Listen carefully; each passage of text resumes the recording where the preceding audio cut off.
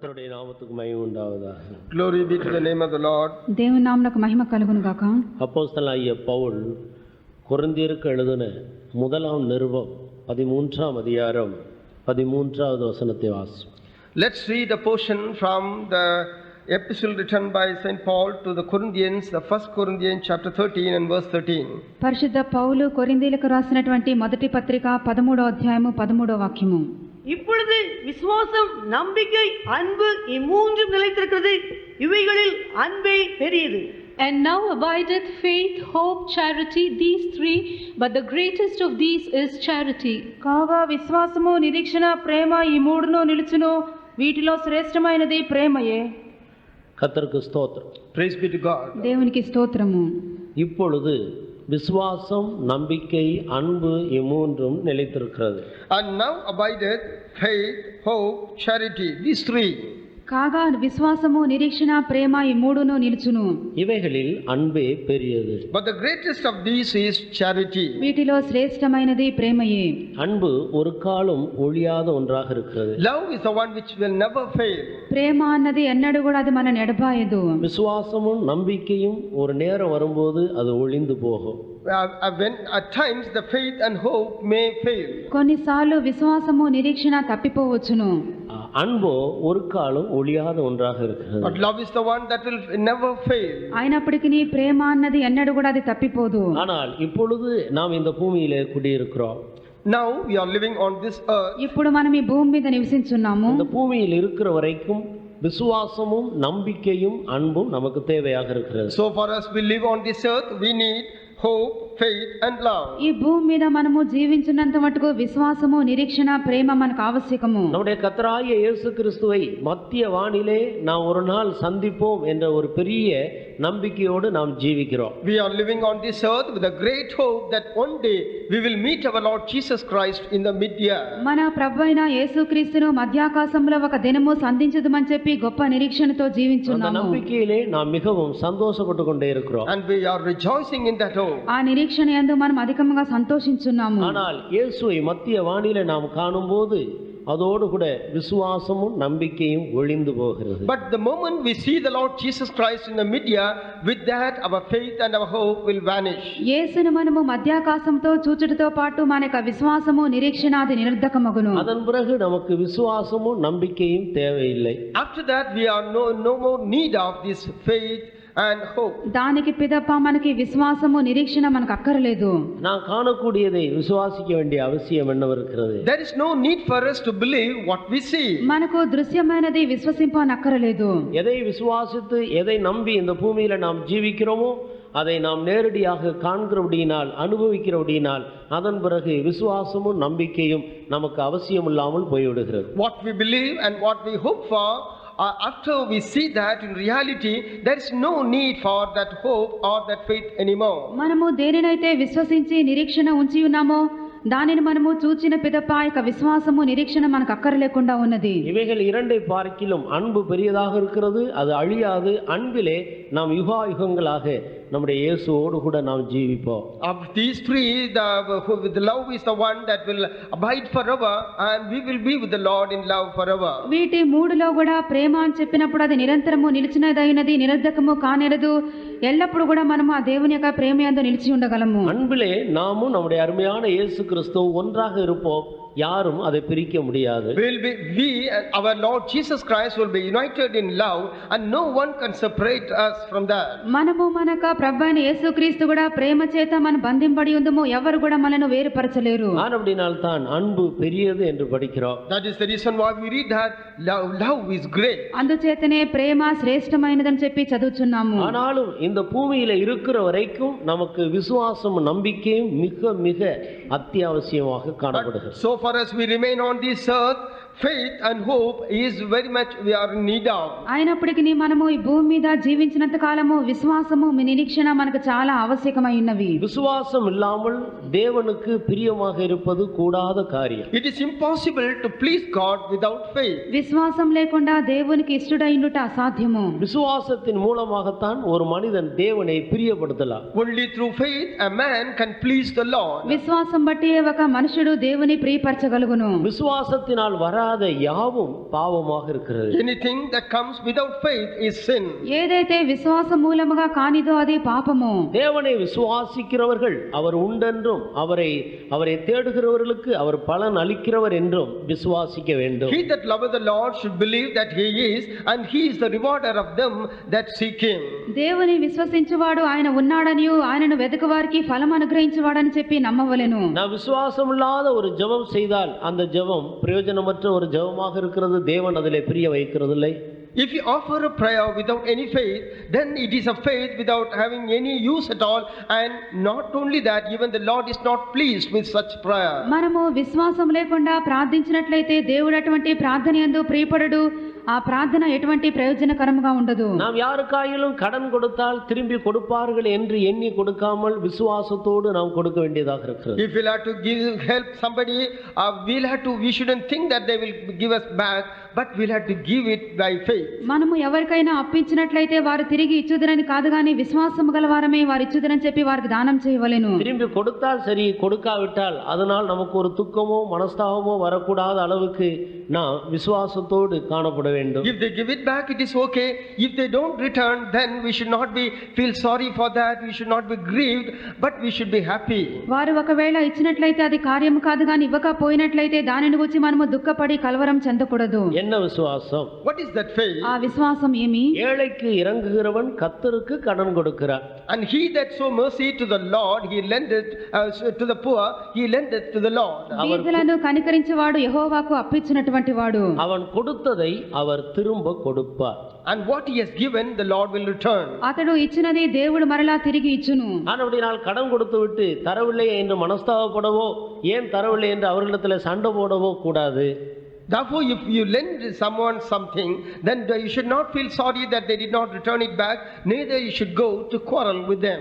కాబట్టి ఎవరికైనా అప్పిచ్చినట్లయితే తిరిగి ఇవ్వలేదని చెప్పి దుఃఖపడకూడదు. వారి యొద్దకు వెళ్లి మనము కలహించుచూ ఉండకూడదు. அவர்கள் தராவிட்டால் நாம் கர்த்தருக்கு கடன் கொடுத்திருக்கிறோம், ஆண்டவர் அதை திரும்ப பல மடங்கு அதிகமாக நமக்கு தருவார் என்ற வேத வசனத்தின் மேல் உள்ள விசுவாசத்தோடு நாம் தொடர வேண்டும். If they don't return back, we should think that we have lent it to the Lord, and the Lord will give us back in multiples. With that faith only we should press forward. వారు మనకు తిరిగి ఇవ్వనట్లయితే మనము దేవునికి ఇచ్చి ఉన్నామని చెప్పి ఆ విశ్వాసంతో ఉండవలెను.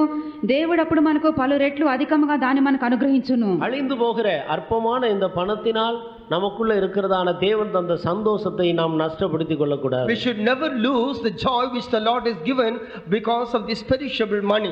ఈ యొక్క క్షయమైపోయినటువంటి ధనమును గురించి మనయందు ఉన్నటువంటి ఆ సంతోషమును నష్టం చేసుకొనకూడదు. ஒருவரோடு ஒருவர் நமக்கு இருக்கிறதான சமாதானத்தை நாம் நஷ்டப்படுத்திக் கொள்ளக்கூடாது. We should never lose the peace we have one with another. ఒకరితో ఒకరికి ఉన్నటువంటి సమాధానమును మనము దీనిని బట్టి పోగొట్టుకొనకూడదు. சகோதரர்கள் மேல் கசந்து கொள்ளக்கூடாது. We should not have any bitterness towards your brethren. సహోదరుల మీద చేదైన భావమును ఉంచుకొనకూడదు. கர்த்தருடைய நாமத்துக்கு மகிமை உண்டாவதாக. Praise be to God. దేవుని నామమునకు మహిమ కలుగును గాక. ஆனபடியால் பிரியமானவர்களே, நாம் இந்த பூமியில் இருக்கிற வரைக்கும் எதை செய்தாலும் அதை விசுவாசத்தோடு செய்ய வேண்டியவர்களாக இருக்கிறோம். Therefore, dear brothers, whatever we do on this earth, we should do it with faith. ప్రియులారాం కావున భూమి మీద మనం ఉండినప్పుడు ఏం చేసినప్పటికీ విశ్వాసంతో చేయవలెను. நம்முடைய எல்லா கிரியைகளிலேயும் நாம் விசுவாசத்தோடு செய்தால் மாத்திரம்தான் அது பிரயோஜனம்.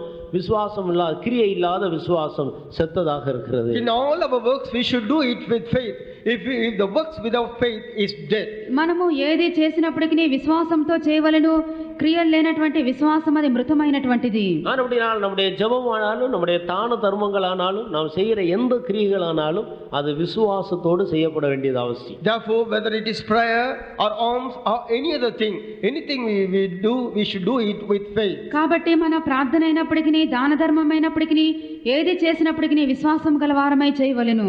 தேவனுடைய வார்த்தைகள் ஒவ்வொன்றையும் நாம் விசுவாசித்து அதன்படியே நம்முடைய ஜீவியத்தை நாம் கட்டி எழுப்ப வேண்டும். We should believe each and every word of God, and we should build up our life accordingly. దేవుని యొక్క ప్రతి మాటను విశ్వసించి దాన్ని బట్టి మన యొక్క జీవితమును కట్టి లేపుకొనవలెను. என் வசனத்துக்கு நடுங்குகிறவனையே நான் நோக்கி பார்ப்பேன் என்று ஆண்டவர் சொல்கிறார். The Lord says, I will look at the person who will tremble before my word. ఎవడైతే నా యొక్క వాక్యం విని వణుకుచున్నాడో వానిని నేను దృష్టించున్నానని ప్రభు సెలవిచ్చి ఉన్నాడు. நாம் கர்த்தரை விசுவாசித்து வசனத்துக்கு கீழ்ப்படிய வேண்டும். We should believe on the Lord and obey the word of God. ప్రభువునందు విశ్వాసించి మన వాక్యమునకు లోబడి ఉండవలెను. அப்பொழுது ஆண்டவர் நம்மேல் பிரியமுள்ளவராக இருக்கிறார். then the Lord will be pleased with us. అప్పుడు దేవుడు మన యందు ఇష్టపడువాడయుండును. இதுதான் இந்த பூமியில இருக்கும்போது நமக்கு விசுவாசம் மிகவும் அவசியம் என்று பார்க்கிறோம். That's why we see that when we live on this earth, we are in need of this faith. అందుచేత ఈ భూమి మీద మనం ఉండినప్పుడు విశ్వాసం మనకు చాలా ఆవశ్యకమని చూడగలుగుచున్నాము. காணாததை நாம் விசுவாசிப்பதற்கு தான் விசுவாசம் என்று பெயர். What we don't see, that we must believe, that is what is called faith. అదృశ్యమైనది మనం నమ్ముటయే విశ్వాసం అని చెప్పబడుచున్నది. இந்த సూర్యனுக்கு கீழே உள்ளவைகள் எல்லாவற்றையும் நாம் காண்கிறோம். Whatever that is beneath this sun, we are able to see them. ఈ యొక్క సూర్యుని క్రింద ఉన్నటువంటి ప్రతిది కూడా మనకు దృశ్యమైనది. இதை நாம் விசுவாசிக்க வேண்டிய அவசியம் இல்லை. There is no need for us to believe these things what we see. వీటిని మనము విశ్వసింపనక్కరలేదు. சூரியனுக்கு மேலே இருக்கிறதான நித்தியமானவைகளை நாம் விசுவாசித்து இந்த பூமியில ஜீவிக்க வேண்டும். But we'll have to see those things which are above the sun, which are eternal, and we must believe and live on this earth. సూర్యుని పైన ఉన్నటువంటి నిత్యమైనటువంటి కార్యములను నమ్ముకొని వాటి విశ్వసించి మనం జీవింపవలెను. ஆனபடினால் தான் தரிசித்து நடவாமல் விசுவாசித்து நட என்று எழுதப்பட்டிருக்கிறது. That's why it is written,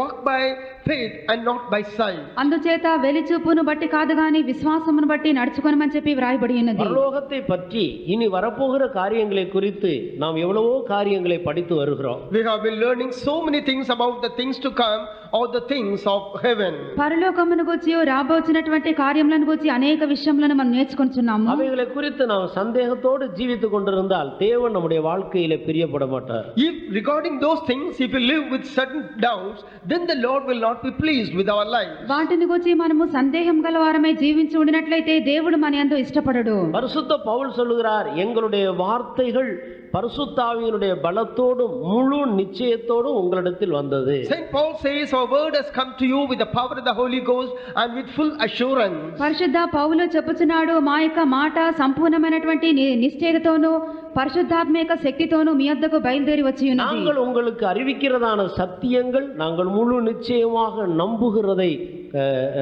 நம்புகிறதை நாங்கள் அறிவிக்கிறோம். What we believe with full assurance, that's what we declare unto you. మేము ఏదైతే పూర్తి నిశ్చయతో నమ్ముకొనుచున్నామో దానినే మీకు తెలియజేయుచున్నాము. ஆபிரகாம் ஆண்டவரை விசுவாசித்து தன்னுடைய தேசத்தையும் தன்னுடைய தகப்பன் வீட்டத்தையும் தன்னுடைய இனத்தையும் எல்லாவற்றையும் விட்டு அவன் நடந்து வந்தார். Abraham believed the Lord, and therefore he has left his own country, his kindred and his own people, and he came out of the land. Abraham దేవుని యందు విశ్వాసం గలవాడై తన యొక్క దేశమును తన యొక్క తండ్రి ఇంటిని బంధువులను విడిచిపెట్టి దేవుడు చూపించినటువంటి దేశంలో బయలుదేరి ఉన్నాడు. இப்படி ஆண்டவரை விசுவாசித்து வந்ததான ஆபிரகாமுடைய முடிவை நாம் அறிந்திருக்கிறோமே. We know the end of the Abraham who set out believing on the Lord. ఈలాగున దేవుని యందు విశ్వాసం ఉంచి బయలుదేరిన అబ్రహాము యొక్క అంతమును మనం ఎరిగి ఉన్నాము. ஆபிரகாம் தேவனை விசுவாசித்தான், அதை ஆண்டவர் நீதியாக எண்ணினார். Abraham believed on the Lord, and that was counted as righteousness unto him. Abraham దేవుని నమ్మెను, అతనికి నీతిగా ఎంచబడెను. ஆபிரகாமுக்கு ஆண்டவர் என்னெல்லாம் வாக்குத்தத்தம் பண்ணினாரோ அவைகள் எல்லாவற்றையும் ஒன்றையும் தரையில விழவிடாமல் எல்லாவற்றையும் ஆபிரகாமுடைய வாழ்க்கையில நிறைவேற்றினார். Whatever the Lord has promised in the life of Abraham, not even a word fell to the ground, but the Lord has fulfilled everything even during the lifetime of Abraham. వేటినైతే దేవుడు అబ్రహామునకు వాగ్దానం చేసి ఉన్నాడో వాటిలో ఒక్కటి కూడా నేల మీద పడకుండా అబ్రహాం యొక్క జీవితంలో దేవుడు వాటిని నెరవేర్చి ఉన్నాడు. நாம் காணாத தேவனுடைய ராஜ்யத்தில் உள்ளவைகளைத்தான் நாம் பேசுகிறோம். We are speaking about those things which are invisible, about the kingdom of heaven. మనము అదృశ్యమైనటువంటి దేవుని యొక్క రాజ్యమును గురించి మాట్లాడుకొనుచున్నాము. సీయోனை பற்றி நாம் படிக்கிறோம். We learn about Zion. సియోను గురించి మనం చదువుచున్నాము. యెరూషలేము குறித்து படிக்கிறோம். And we also learn about Jerusalem. యెరూషలేమును గురించి నేర్చుకొనుచున్నాము. அவைகள் எப்படி இருக்கிறது என்பதை குறித்து நாம் படிக்கிறோம். And we learn about its nature. అవి ఎలాగున్నవని చెప్పి వాటి యొక్క గుణములను నేర్చుకొనుచున్నాము. அங்கே போவதற்கு நாம் எப்படி நடக்க வேண்டும் என்று வேதம் நமக்கு போதிக்கிறதை எல்லாம் கைக்கொள்ளும்படியாக வாஞ்சிக்கிறோம். And we also desire whatever the word of God teaches, so that we can go and inherit. We do that. వాటిని మనము ఎలాగున స్వతంత్రించుకొనవాలని వాక్యం చెప్పినటువంటి కార్యములను చేయుచున్నాము. இப்படி காணாதவைகளை நாம் விசுவாசித்து அதை அணைத்து கொண்டு அதற்கு கீழ்ப்படுகிறது தான் ஆண்டவருக்கு மிகவும் பிரியமானதாக இருக்கு. Likewise, those invisible things, we believe on them and we embrace them, and that is the life which pleases the Lord very much. అదృశ్యమైనవి ఉన్నవని చెప్పి వాటి యందు మనం విశ్వసించి వాటిని హత్తుకొని జీవించే దేవుని ప్రియపరచినటువంటిది. நாம் எல்லாரும் அறிந்திருக்கிறது போல், நம்மில் பலரும் அறிந்திருக்கிறது போல், விசுவாசத்தில் பொதுவான இயற்கையான ஒரு விசுவாசம் உண்டு. As we most of us know, there is a general faith, a natural faith. అందరికీ తెలిసిన ప్రకారముగా విశ్వాసం అని చెప్పినప్పుడు సామాన్యంగా చెందిన ప్రకృతి సంబంధమైన విశ్వాసం కలదు. அது இந்த உலகத்தில் உள்ள எல்லா மனிதர்களுக்குள்ளேயும் காணப்படுகிறது. That faith you can see in the lives of all the men of this world. అది ఈ లోకంలో ఉన్నటువంటి జనులందరిలో కూడా మనము చూడగలము. கர்த்தருக்கு ஸ்தோத்திரம். Praise be to God. దేవునికి స్తోత్రము. நாம் ஒவ்வொரு நாளும் பிரயாணம் பண்ணி போய் வருகிறோம். Every day we take traveling. ప్రతిదినం కూడా ప్రయాణం చేస్తున్నాము. எந்த விதமான அஸ்திபாரம் இல்லாமல் சூரிய சந்திர நட்சத்திரங்கள் எல்லாம் ஆகாயத்தில் மின்னிக் கொண்டிருக்கு. Without any foundation whatsoever, you can see the sun, the moon and the stars in the sky.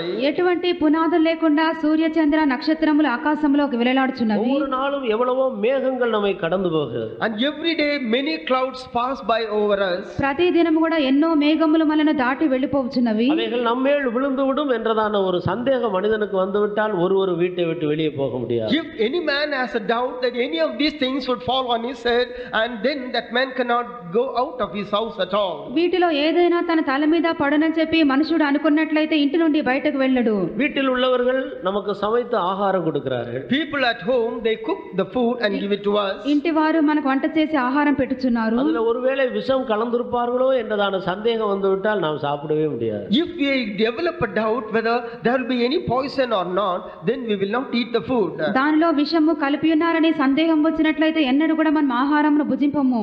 முன்பின் அறியாத ஹோட்டலில் போய் சாப்பிடுகிறோம். We go to a hotel whom we do not know anything, but we go and eat there. మనకు ఏమీ తెలియనటువంటి ఒక హోటల్కి వెళ్ళి మనం భోజనం చేయించున్నాము. இதெல்லாம் ஒரு இயற்கையான விசுவாசமாக இருக்கு. All these things are a natural faith. ఇవన్నీ కూడా ప్రకృతి సంబంధమైనటువంటి విశ్వాసం అయినది. பிறக்கும்போதே ஒரு மனிதனுக்குள்ள இதெல்லாம் கூட வருகிறது. And as a person is born, all these things, all these faith are inherent in him. ఒక మనుషుడు జన్మించినప్పుడే ఇటువంటి విశ్వాసం అతనిలోనికి కలుగుచున్నది. ஒரு பிள்ளை தன்னுடைய தாயை விசுவாசிக்கிறது. A child believes its mother. ఒక బిడ్డ తన తల్లిని విశ్వసించున్నది.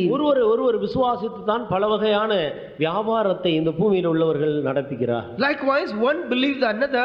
That's why they do a lot of merchandise. ఒకరినొకరు విశ్వాసం ఉంచి భూమి మీద పలు విధములైన వ్యాపారములను చేయుచున్నారు. இது ஒரு இயற்கையான விசுவாசம். This is also a natural faith. ఇది కూడా ఒక ప్రకృతి సంబంధమైనటువంటి విశ్వాసము. இதற்கு அப்பாற்பட்ட இன்னொரு விசுவாசம் But இருக்கு. there is a faith which is beyond this. అయినప్పటికీ దీనికి మించినటువంటి ఒక విశ్వాసం அது தேவன் కలదు. பேரில் வைக்கும் விசுவாசம். That is the faith we keep on the Lord. అది మనముకు దేవుని యందలి గల విశ్వాసము. அவரை நாம் பார்ப்பதில்லை. We have never seen him. ఆయనను ఎన్నడూ మనము చూడలేదు. ஆனால் ஒரு தேவன் இருந்து எல்லாவற்றையும் ஆளுகை செய்கிறார் என்று விசுவாசிக்கிறோம். Nevertheless, we believe there is a God and he takes control of everything. అయినప్పటికీ ఒక దేవుడు ఉన్నాడని చెప్పి మనము విశ్వసించి ఆయన సమస్తము ఆధీనంలో ఉంచుకొంచున్నాడు. அந்த தேவனை தேடுகிறவர்களுக்கு அவர் பலன் கொடுக்கிறவர் என்று நாம் விசுவாசிக்கிறோம். We also believe that the people who seek the Lord, he is a rewarder of them. ఆయనను వెతుకు వారికి ఫలము అనుగ్రహించినటువంటి వాడని చెప్పి దేవుని నమ్ముకొని ఉన్నాము. அதற்கு சாட்சியாக இன்றைக்கு பல சாட்சிகள் நம் மத்தியில் எழும்பினதை நாம் கேட்டோம். As a testimony that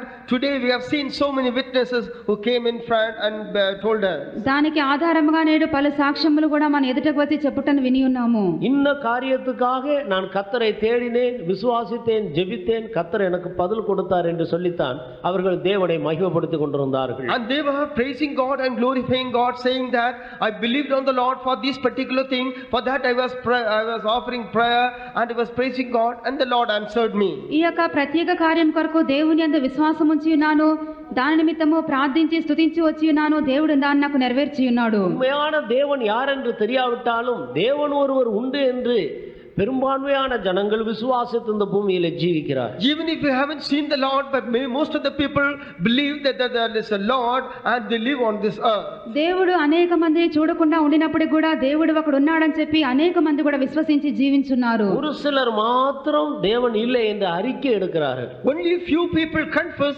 that there is no God. కొంతమంది మాత్రమే దేవుడు లేడని చెప్పి వారు ఒప్పుకోలు చేయుచున్నారు. அவர்களை குறித்து வேதம் மதிகேடர்கள் என்று சொல்லுகிறது. Regarding them, the word of God says they are fools. అట్టి వారిని గూర్చి వాక్యము బుద్ధిహీనులని చెప్పుచున్నది. மதிகேடன் தேவன் இல்லை என்று தன் இருதயத்திலே சொல்லிக் The கொண்டிருக்கிறார். fool has said within his heart that there is no God. దేవుడు లేడని చెప్పి బుద్ధిహీనుడు తనలో తానే అనుకొంచున్నాడు. கர்த்தருக்கு ஸ்தோத்திரம். Praise the Lord. దేవునికి స్తోత్రం. அவர்களையும் அறியாத ஆபத்து நேரம் வரும்போது அவர்களை அறியாமலே தேவனை கூப்பிட்டு விடுகிறார். But when they are caught unaware, even they call upon the Lord without knowing them.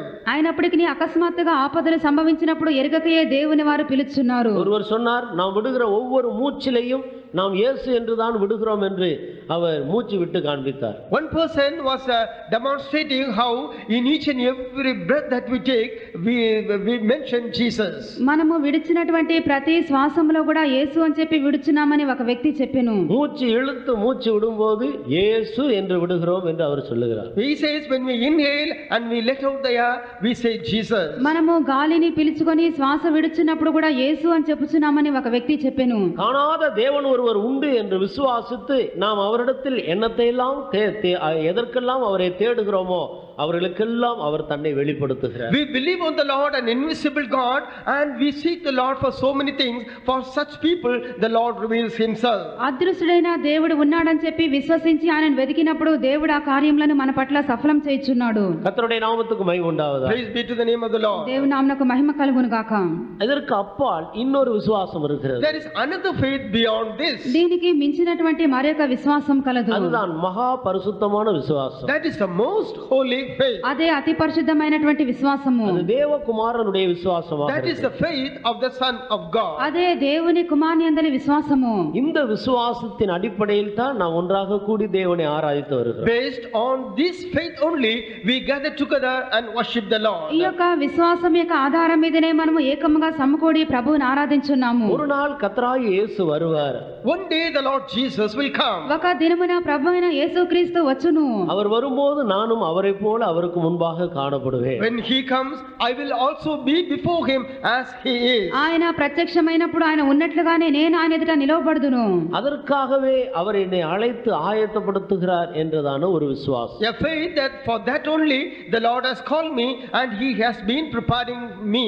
అందుకొరకే దేవుడు నన్ను పిలిచి సిద్ధపరచున్నాడని చెప్పినటువంటి ఒక విశ్వాసము. அதற்காக எந்தெந்த விதத்தில் நாம் ஜீவிக்க வேண்டும் என்று ஆண்டவர் நமக்கு போதிக்கிறாரோ அந்தந்த விதத்திலெல்லாம் நாம் ஜீவிக்கும்படியாக ஒப்பு கொடுத்து ஜீவிக்கிறோம். For that, whatever the law in way in which the Lord is leading us through, we are submitting ourselves to that and live accordingly. దాని నిమిత్తము దేవుడు వేటిలో మనము నడిపించున్నాడో దానికి అప్పగించుకొని మనము జీవించున్నాము. இந்த விசுவாசம் எல்லா கிறிஸ்தவர்களிடத்திலேயும் இல்லையே. This faith is not seen in all Christians. ఈ విశ్వాసము క్రైస్తవులందరిలో కూడా కనబడటలేదు. ஆனால் தேவனோ நமக்கு மகா பரிசுத்தமான விசுவாசத்தை தந்திருக்கிறார். But the Lord has given us the most holy faith. మనకైతే దేవుడు అతి పరిశుద్ధమైనటువంటి విశ్వాసం అనుగ్రహించి ఉన్నాడు. அதன் மேல் நம்மை உறுதிப்படுத்திக் கொண்டு நம்மை கட்டி எழுப்பிக் கொண்டு நாம் முன்னேறி கொண்டே இருக்கிறோம். We establish us upon that and we build upon that and we are going forward. దాని యందు మనను స్థిరపరచుకొని మనను కట్టుకొనుచు ముందుకు సాగుచున్నాము. இந்த பூமியில இருக்கிற வரைக்கும் ஒரு மனிதனுக்கு இந்த விசுவாசம் தேவையாக இருக்கு. So far as a man is alive on this earth, he is in need of this faith. కావున ఒక మనుషుడు భూమి మీద ఉన్నంత కాలము ఇటువంటి విశ్వాసం అతనికి ఆవశ్యకము. இங்கே பரிசுத்த பவுல் கொரிந்தியருக்கு எழுதி உணர்த்துவது இந்த விசுவாசத்தை தான் காட்டுகிறது. Here Saint Paul is telling the Corinthian church about this faith only. పరిశుద్ధ పౌలు కొరింథీయులకు వ్రాసినప్పుడు ఇక విశ్వాసమును గూర్చి అతడు లిఖించి ఉన్నాడు. 12வது వచనத்தை வாசியுங்கள். Read the 12th verse. 12వ వాక్యం చదువుడి. இப்பொழுது கண்ணாடியிலே நிழலாட்டமாய் பார்க்கிறோம், அப்பொழுது முகமுகமாய் பார்ப்போம். இப்பொழுது நான் குறைந்த அறிவுள்ளவன், அப்பொழுது நான் அறியப்பட்டிருக்கிறபடியே அறிந்து கொள்வேன். இப்படி நாம் அறிந்து கொள்வதற்கும் அவரை பார்ப்பதற்கும் விசுவாசம் தேவையாக இருக்கு. Now we need faith to know about him and to see him. ఇప్పుడు మనము ఎరుగుటకును ఆయనను చూచుటకు మనకు విశ్వాసం ఆవశ్యకము. இதுதான் மகா பரிசுத்தமான விசுவாசம். This is the most holy faith. ఇదే అతి పరిశుద్ధమైనటువంటి విశ్వాసము. பொதுவான ஜனங்களைப் போல நாம் தேவன் பேரில் ஒரு விசுவாசம் வைத்து ஜீவித்தால் போதாது, நாமோ மகா பரிசுத்தமுள்ள விசுவாசம் உடையவர்களாக இருக்க Like வேண்டும். common people, if we believe on the Lord to a certain extent and live, that is not enough, but we must have the most holy faith on him. సామాన్యుల వలె దేవుని యందు విశ్వాసం ఉంచి జీవించుట కాదు గాని అతి పరిశుద్ధమైనటువంటి విశ్వాసం గలవారమై జీవింపవలెను. அவர் வெளிப்படும் போது அவர் இருக்கிற வண்ணமாகவே நான் அவரை தரிசிக்க போகிறபடினால் அன்றைக்கு அவருக்கு ஒப்பாக இருப்பேன். When he appears, I am going to see him as he is. Therefore I know that that day I will be just like him. ఆయన ప్రత్యక్షమైనప్పుడు ఆయన ఉన్నట్లుగా నేను చూతును గనుక ఆయనను పోలియుందుము. இப்பொழுது நாம் தேவனுடைய பிள்ளைகளாக இருக்கிறோம். Now we are the children of God. ఇప్పుడు మనము దేవుని యొక్క పిల్లలమై ఉన్నాము. இதற்கு முன்பு பிசாசின் பிள்ளைகளாக இருந்தோம். earlier we were the children of the devil. దీనికి ముందుగా మనము అపవాది యొక్క పిల్లలమై ఉంటిమి. ஆண்டவர் நம்முடைய பாவங்களை மன்னித்து அவருடைய பிள்ளைகளாக மாற்றினார். But the Lord forgave all our sins and changed us as his children. దేవుడు మన యొక్క పాపములు క్షమించి తన యొక్క పిల్లలుగా మార్చి ఉన్నాడు. தேவனுடைய பிள்ளைகளுக்கு விசுவாசம், அன்பு, நம்பிக்கை தேவையாக இருக்கிறது. The children of God, faith, hope and charity are imperative. దేవుని యొక్క పిల్లలకు విశ్వాసము, నిరీక్షణ, ప్రేమ ఆవశ్యకము. ஆனா இனிமேல் எப்படி இருப்போம் என்று நமக்கு தெரியாது. But we do not know how we will be. ఇక మీదట మనం ఏమవుదుమో మనకి ఇంకనూ తెలియపరచబడలేదు. அந்த இனிமேல் நாம் இருக்க போகிற ரூபத்தை நாம் காணாவிட்டாலும் அதை பற்றிய ஒரு விசுவாசத்தை தந்திருக்கிறார். Even if I don't see the fashion of the form in which we will be, but the Lord has given us a faith concerning that. ఇక మీదట మనం ఏమవుదుమో మనకు చూడకుండా ఉండినప్పటికీ దేవుడు దాని గురించిన విశ్వాసం మనకు అనుగ్రహించెను. அவர் வெளிப்படும் போது அவர் இருக்கிற வண்ணமாகவே நாம் தரிசிப்போம், அவரை தரிசிப்போம் என்ற ஒரு அறிவு நமக்கு கிடைத்திருக்கு. We have an understanding when he appears, because we are going to see him face to face, we will be just like him. ఆయన ప్రత్యక్షమైనప్పుడు ఆయనను మనము చూద్దాము గనుక ఆయనను పోలి ఉందమని చెప్పినటువంటి విశ్వాసం గలవారమై ఉన్నాము. இந்த அறிவை நம்முடைய சொந்த அனுபவமாக்கிக் கொள்வதற்காக நமக்கு விசுவாசமும், நம்பிக்கையும், அன்பும் அத்தியாவசியம். To make this understanding as our own experience, we are in need of this faith, hope and love. దీనిని మన యొక్క సొంత అనుభవంగా చేసుకొంటకు విశ్వాసము, నిరీక్షణ, ప్రేమ మనకు ఆవశ్యకము. இந்த மகா பரிசுத்தமான விசுவாசத்தோடு ஜீவிக்கும்படியாகத்தான் கர்த்தர் நம்மை அழைத்து The Lord has called us to live with this most holy faith. ఈ అతి పరిశుద్ధమైన విశ్వాసంతో మనం జీవించుటకు దేవుడు మనల్ని పిలిచి ఉన్నాడు. நம்மிடத்துல ஒப்பு கொடுத்திருக்கிறதான விசுவாசம் மகா பரிசுத்தமான விசுவாசம். The faith which the Lord has entrusted into our hands is the most holy faith. దేవుడు మన యొద్ద అప్పగించినటువంటి ఆ విశ్వాసము అతి పరిశుద్ధమైన విశ్వాసము. இந்த விசுவாசத்தை தான் பரிசுத்த பவுல் நான் காத்துக்கொண்டேன் என்று தன்னுடைய அந்திய காலத்திலே அறிக்கையிட்டார். Saint Paul, during the end of his race, he confesses that I have kept this faith. ఈ యొక్క విశ్వాసమును గురించి పరిశుద్ధ పౌలు తన యొక్క అంతమందు విశ్వాసమును కాపాడుకుంటునని చెప్పాను. நல்ல போராட்டத்தை போராடினேன், ஓட்டத்தை முடித்தேன், விசுவாசத்தை காத்துக்கொண்டேன். I have fought a good fight, I have finished my race and kept my faith. మంచి పోరాటము పోరాడి తిని నా పరుగు కడముట్టించి తిని విశ్వాసము కాపాడుకుంటుని. இந்த விசுவாசம் விலையேற பெற்றதாக இருக்கிறது. This faith is a most precious faith. ఈ యొక్క విశ్వాసము అమూల్యమైనటువంటిది. இந்த விசுவாசத்துக்கு பல பரீட்சைகள் காணப்படுகிறது. There are so many trials for this faith. ఈ యొక్క విశ్వాసమునకు పలు పరీక్షలు కలుగుచున్నవి. பரிசுத்த பவுல் தீமோத்தேயுவுக்கு எழுதும்போது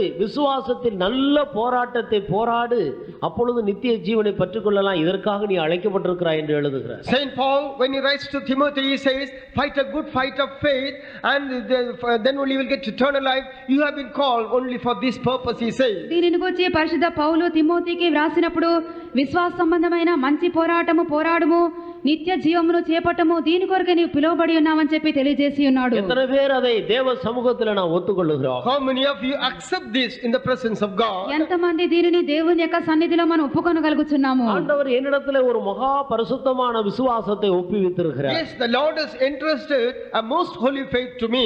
దేవుడు నా యందు అతి పరిశుద్ధమైనటువంటి విశ్వాసమును అప్పగించి ఉన్నాడు. அதை நான் காத்துக்கொள்ள வேண்டும். I must keep that. దానిని నేను కాపాడుకొనవలెను. அதற்காக நான் போராட வேண்டும். For that I will have to strive. దాని కొరకు నేను పోరాడవలెను. நான் காத்துக்கொண்டேன் என்ற நிச்சயத்தோடு தான் பரிசுத்த பவுல் தன்னுடைய ஓட்டத்தை முடித்தார். Saint Paul has finished his race with a full assurance that he has kept his faith. కాపాడుకొని ఉన్నారని పూర్తి నిశ్చయతో పరిశుద్ధ పౌలు తన యొక్క పరుగును కడముట్టించి ఉన్నాడు. கிறிஸ்தவ உலகத்தில் சாதாரணமாக யார் மரித்தாலும் பெட்டியில வைத்து நல்ல போராட்டத்தை போராடினேன், ஓட்டத்தை முடித்தேன், விசுவாசத்தை காத்துக்கொண்டேன் என்று பெட்டியில எழுதி விடுவார். In the Christian world, whoever the person who dies, but they will write on the coffin box that I have kept my faith, I finished my course. ఎవరైనా క్రైస్తవులు మరణించినప్పుడు సాధారణంగా వారిని పెట్టిలో పెట్టి విశ్వాసమును కాపాడుకుంటే నేను ఆ పరుగు కడముట్టించిందని చెప్పి ఆ వాక్యములను వాటి మీద వ్రాసేదరు. ஆனால் உள்ளே படுத்திருக்கிறவர் அவர் திடீரென்று விழித்து எழும்பினால்தான் எந்த அளவு விசுவாசத்தை காத்துக்கொண்டார் என்று அவருடைய வாயினாலே நாம் கேட்டு அறியலாம். But the person who is lying there as a dead body, if suppose if he comes back to life, from his mouth we can understand what race he has run and what faith he has kept. ఆ పెట్టిలో పెట్టబడినవాడు అకస్మాత్తుగా లేచి చెప్పినట్లయితేనే ఎంతగా విశ్వాసమును విశ్వాసమును కాపాడుకొని పరుగును కడముట్టించి ఉన్నాడో తెలుసుకొనగలము. நாம் போராடும்படியாக இந்த பூமியில வைக்கப்பட்டிருக்கிறோம் என்று யோபு சொல்லுகிறார். Job says we are kept on this earth to strive.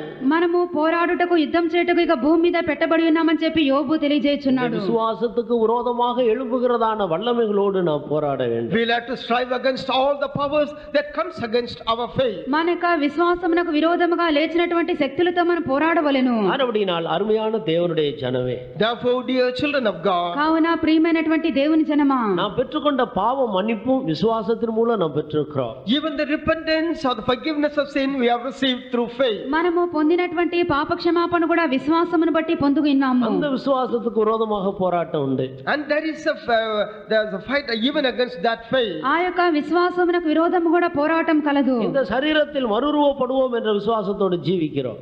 And when we are living in this earth with the faith that we will be transformed in this body. ఈ యొక్క శరీరమందు మనము రూపాంతరము చెందుదుమని చెప్పినటువంటి విశ్వాసంతో இந்த జీవించున్నాము. விசுவாசத்தை தீட்டுப்படுத்தும்படி பல போராட்டங்கள், வியாதிகள், கஷ்டங்கள் நமக்கு வருகிறது. So many sicknesses, trials and temptations come in order to defile this faith. ఈ యొక్క విశ్వాసమును కూడా అపవిత్రపరచుటకు అనేక విధములైన శోధనలు, వ్యాధులు మనకు సంభవింపవచ్చును. அழிந்து போகிற பொன் அக்கினியினாலே பரீட்சிக்கப்படுகிறது போல அதை பார்க்கிலும் விலையேறப்பட்ட உங்கள் விசுவாசம் சோதிக்கப்பட வேண்டும் என்று எழுதுகிறார். The gold that perisheth is tried by fire, but the faith which is more precious than that will also be tried, it is written. నశించిపోయినటువంటి సువర్ణము అగ్ని పరీక్ష వలన శుద్ధపరచబడుచున్నది, దానికంటే అమూల్యమైనటువంటి మీ విశ్వాసం కూడా పరీక్షలకు అది నిలిచి ఉండవాలని చెప్పి వ్రాయబడెను. இந்த விசுவாசத்துக்கு பரீட்சைகள் வரும்போது சிலர் தோல்வி அடைகிறார்கள், சிலர் ஜெயித்து விடுகிறார்கள். When trials come against this faith, some people they will take victory, but some others fail. ఈ యొక్క విశ్వాసమునకు పరీక్షలు ఏర్పడినప్పుడు కొంతమంది ఓడిపోతున్నారు, కొంతమంది జయం పొందుచున్నారు. இந்த பரீட்சையில் எல்லாம் நாம் ஜெயம் எடுப்பதற்கு நமக்கு நம்பிக்கை தேவையாக. In all these trials, if we want to take victory, we are in need of hope. ఈ యొక్క పరీక్షలన్నిటిలో కూడా మనకు జయమును సాధించుటకు మనకు నిరీక్షణ అవశ్యకమైనది. விசுவாசத்தை காத்துக்கொள்வதற்கு நம்பிக்கை அவசியமாக இருக்கிறது. In order to preserve our faith, we need hope. విశ్వాసమును కాపాడుకొనుటకు మనకు నిరీక్షణ అవశ్యకమైనది. விசுவாசமானது நம்பப்படுகிறவைகளின் உறுதியும் காணப்படாதவைகளின் நிச்சயமுமாக இருக்கிறது. Faith is the substance of thing hoped for and its fullness. విశ్వాసం అని చెప్పినటువంటిది అదృశ్యమైనవి ఉన్నవంటకు రుజువును, కనబడిన వాటి యొక్క నిజ స్వరూపమునై ఉన్నది. ஆனபடியால் தேவனுடைய பிள்ளைகள் நாள்தோறும் இந்த பூமியில் பரிசுத்த ஆவியின் பலத்தினாலே நாம் நம்பிக்கையில பெருகிக் கொண்டே இருக்க வேண்டும். அப்போது இந்த மகா பரிசுத்தமான விசுவாசத்தை காத்துக்கொள்ள முடியும். Therefore, the children of God, in order to preserve this most holy faith, every day they should be bound in that hope. కాబట్టి ప్రతి దేవుని బిడ్డ కూడా విశ్వాసమును కాపాడుకొనుటకు నిరీక్షణ యందు వర్ధిల్లుచూ ఉండవలెను. இந்த நம்பிக்கையில் தான் நாம் மிகவும் கவனமாக இருந்து ஒவ்வொரு நாளும் அந்த நம்பிக்கையில பெருகிக் கொண்டே இருக்கிறது இந்த பூமியில் இருக்கிற வரைக்கும் மிகவும் அவசியம். Also for us we live on this earth, is very imperative that we should live on this hope and we should abound in that hope. కాబట్టి భూమి మీద ఉన్నంత వరకు కూడా ఇక నిరీక్షణను కాపాడుకొని దానిలో వర్ధిల్లుట మనకు చాలా అవశ్యకమై ఉన్నది. நம்பிக்கையிலே சந்தோஷமாயிருங்கள் என்று படிக்கிறோம். And we also read that we should rejoice in hope. మనము నిరీక్షణ యందు సంతోషింపవలెనని చెప్పి కూడా మనం చదువుచున్నాము. நாள்தோறும் நம்முடைய நம்பிக்கையில நாம் பெருக வேண்டும் என்று படிக்கிறோம். Every day we should abound in our hope. అనుదినము కూడా మన యొక్క నిరీక్షణ యందు మనం వర్ధిల్లవలెను. ஆனபடியால் அருமையான தேவனுடைய ஜனமே, இன்றைக்கு நாம் தேவன் பேரில் வைத்திருக்கிறதான இந்த நம்பிக்கையை குறித்து நாம் கவனமாக இருக்கிறோம். Therefore, dear children of God, let us be diligent regarding the hope that we have on the Lord. కాబట్టి ప్రియమైన దేవుని బిడ్డలారా, దేవుని మీద ఉన్నటువంటి నిరీక్షణను గురించి మనం చాలా జాగృతగా ఉండవలెను. பழைய ஏற்பாட்டு காலத்திலேயும் புதிய ஏற்பாட்டு காலத்திலேயும்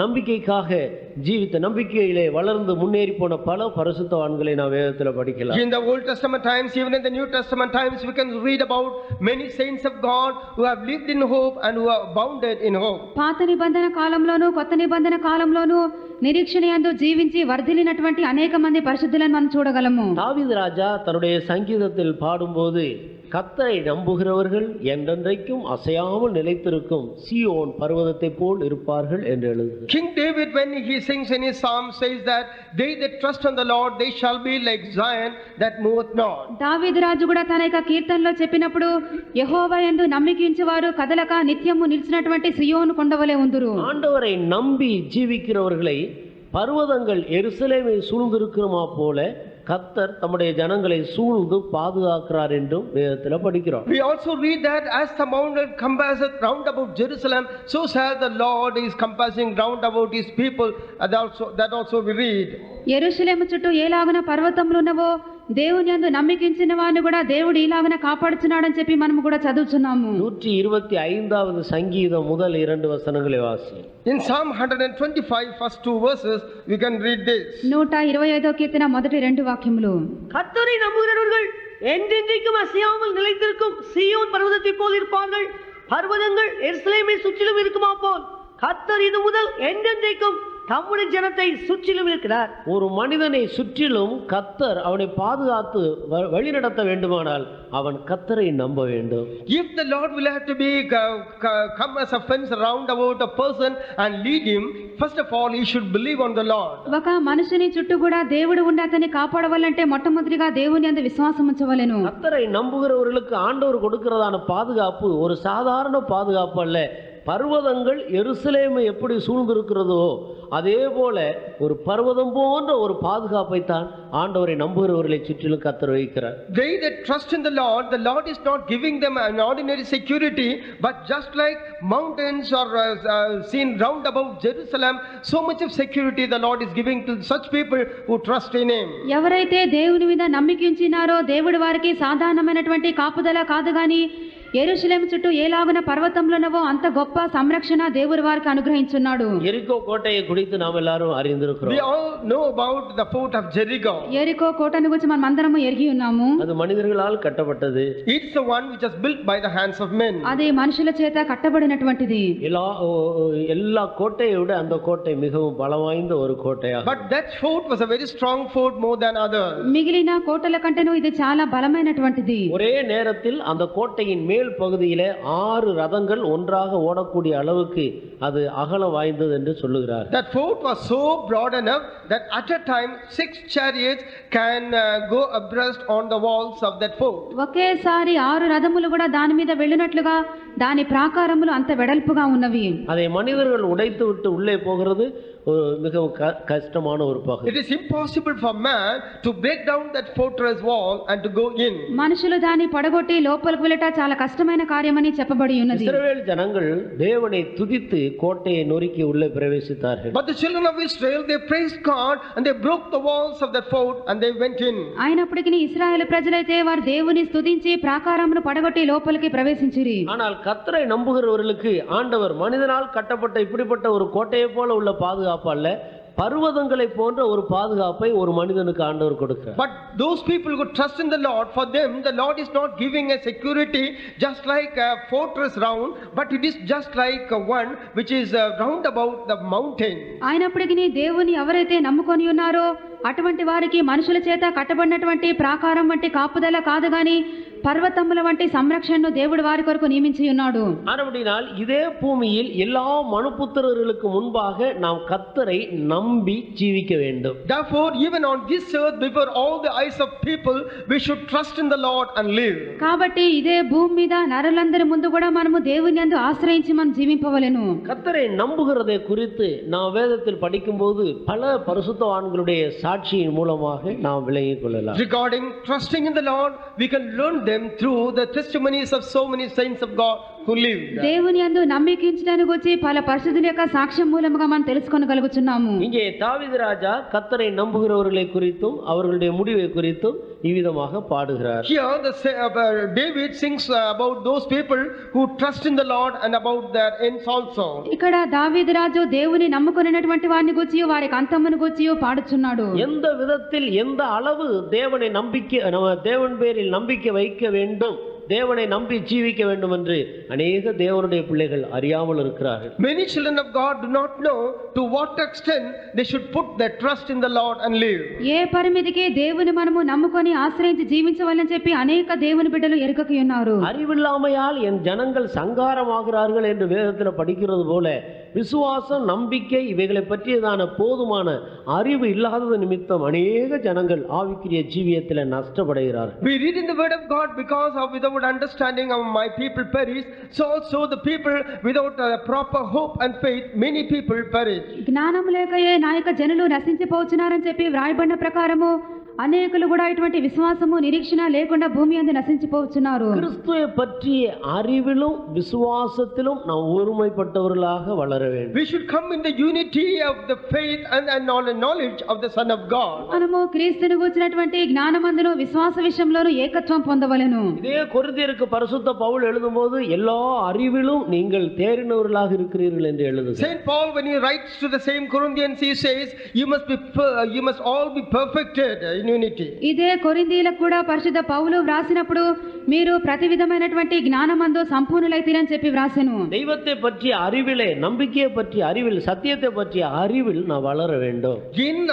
You should also grow in the understanding of the faith and the knowledge of God. దేవుని గురించినటువంటి జ్ఞానమందును సత్యమును గురించినటువంటి అనుభవ జ్ఞానమందును మనము వర్ధిల్లుచు ఉన్న వారమై ఉండవలెను. சிலருக்கு ஒரு கஷ்டம் வரும்போது, ஒரு ஜுரம் அடிக்கும் போது ஒரு நாள் 2 நாள் ஆண்டவரை நம்பி பார்க்கிறார்கள், சுகம் கிடைக்கவில்லை என்ற உடனே அடுத்து எல்லாம் மனுஷிய முறைப்படி இறங்கி விடுகிறார். Some people, they believe on the Lord for a day or two, and when they face the trial, they are unable to bear the trial, then they will leave the ways of the Lord and go after the ways of men. కొంతమందికి ఏదైనా వ్యాధి వచ్చినప్పుడు 1-2 దినములు దేవుని నమ్ముకొనుచున్నారు, అది ఇంకను ఘోరమైనప్పుడు దేవుని విడిచి వెళ్ళిపోవచ్చున్నారు. கர்த்தரை ஒவ்வொரு காரியத்துக்கும் நம்புகிறார்கள், நிந்தைகள், அவமானங்கள், சோதனைகள் வரும்போது நம்பிக்கையை இழந்து போகிறார்கள். They do believe on the Lord at first, but when they face the trials and temptation and reproaches, they lose the hope then. వారు దేవుని యందు నమ్మిక ఉంచినారు, నిందలు అవమానములు వచ్చినప్పుడు వారు విశ్వాసం విడిచి వెళ్ళిపోవచ్చున్నారు. 44வது சங்கீதத்துக்கு வரும்போது தாவீது தன்னுடைய அனுபவத்திலிருந்து ஒரு காரியத்தை எழுதுகிறதை நான் பார்க்கிறேன். When you come to Psalm 44, there you can see what David writes about from his experience. 44వ కీర్తనకు వచ్చినప్పుడు దావీదు తన అనుభవమును వచ్చి వ్రాయటను మనం చూడగలము. 14வது வசனத்திலிருந்து வாசி. Read from verse 14 onwards. 14వ వాక్యం నుండి చదువుడి. நாங்கள் ஜாதிகளுக்குள்ளே பழமொழியாயிருக்கவும் ஜனங்கள் எங்களை குறித்து தலை துலுக்கவும் செய்கிறீர். நிந்தித்து தூஷிக்கிறவனுடைய சத்தத்தின் நிமித்தமும் சத்ருவின் நிமித்தமும் பழி வாங்குற நிமித்தமும் என் லட்சை நித்தம் எனக்கு முன்பாக இருக்கிறது. என் முகத்தின் வெட்கம் என்னை மூடுகிறது. இவையெல்லாம் எங்கள் மேல் வந்திருந்தும் உம்மை நாங்கள் மறக்கவும் இல்லை, உம்முடைய உடன்படிக்கைக்கு துரோகம் பண்ணவும் இல்லை. நீர் எங்களை வலு சர்ப்பங்கள் உள்ள இடத்திலே நொறுக்கி மரண இருளினாலே எங்களை மூடியிருந்தும் எங்கள் இருதயம் பின்வாங்கவும் இல்லை, எங்கள் காலடி உம்முடைய பாதையை விட்டு விலகவும் இல்லை. நாங்கள் எங்கள் தேவனுடைய நாமத்தை மறந்து அந்நிய தேவனை நோக்கி கையெடுத்திருந்தோமானால் தேவன் அதை ஆராய்ந்து விசாரியாக இருப்பாரோ? இருதயத்தின் அந்தரங்கங்களை அவர் அறிந்திருக்கிறாரே. உமது நிமித்தம் எந்நேரமும் கொல்லப்படுகிறோம், அடிக்கப்படும் ஆடுகளைப் போல எண்ணப்படுகிறோம். கர்த்தருக்கு ஸ்தோத்திரம். Praise be to God. దేవునికి స్తోత్రము. இந்த இடத்தில் தாவீது போன பாதையை குறித்து நாம் பார்க்கிறோம். Here we see about the way in which David went. ఇక్కడ దావీదు వెళ్ళినటువంటి మార్గమును గురించి మనం చూడగలము. எங்களை வலு சர்ப்பங்கள் உள்ள இடங்களிலே நொறுக்கி மரண இருளிலே எங்களை மூடி இருந்து. And though thou hast sore broken us in the place of the dragons and covered us with the shadow of death. అయితే నక్కలున్నటువంటి చోటాన్ని మమ్మను బహుగా నలిపి ఉన్నావు, గాఢాంధకారం చేత మమ్మను కప్పి ఉన్నావు. எங்கள் இருதயம் பின்வாங்கவில்லை, But our heart did not turn back. మా హృదయము వెనుకకు మరలిపోలేదు. எங்களுடைய காலடி உம்முடைய வழிகளை விட்டு விலகவும் இல்லை. Neither have our steps declined from thy way. మా యొక్క అడుగులోని మార్గమును విడిచి తొలగిపోలేదు. இப்படிப்பட்ட சோதனைகள் வந்தது நிமித்தம் நாங்கள் எங்களுடைய தேவனை மறக்கவும் இல்லை, அந்நிய தேவனை நோக்கி கையெடுக்கவும் இல்லை. Because all these things have come to pass against us, we did not forget our God, neither did we worship the strange God. ఇటువంటి కష్టములు వచ్చినప్పటికీ మా యొక్క దేవుని మర్చిపోలేదు, అన్య దేవతల తట్టు మా యొక్క చేతులను మేము చాపలేదు. ஆனபடியினால் நாம் கர்த்தரை மாத்திரம் நம்ப வேண்டும், வேறொரு நம்பிக்கைக்கான எந்த எண்ணத்துக்கும் நாம் இடம் கொடுக்க கூடாது. Therefore we should trust only in the Lord. We should not give room for any other thought other than this. కాబట్టి మనము దేవుని మీద మాత్రమే నమ్మిక ఉంచవలెను, మరి దేని మీద కూడా మనకు నమ్మిక తొలగిపోకూడదు.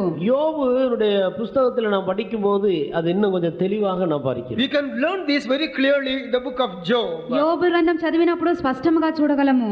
அவர் என்னை கொன்று போட்டாலும் அவர் மேல் நான் நம்பிக்கையாக இருப்பேன். Even if he kills me, yet I will believe on him. ఆయన నన్ను చంపినప్పటికి కూడా నేను ఆయన కొరకు కాచుకొని ఉందును. நேற்றைய தினத்தில் நாம் பார்த்தது போல கடைசியாக யோபுக்கு அவருடைய உயிர் மட்டும் இருக்கிறது, எல்லாம் அவரை விட்டு போய்விட்டது.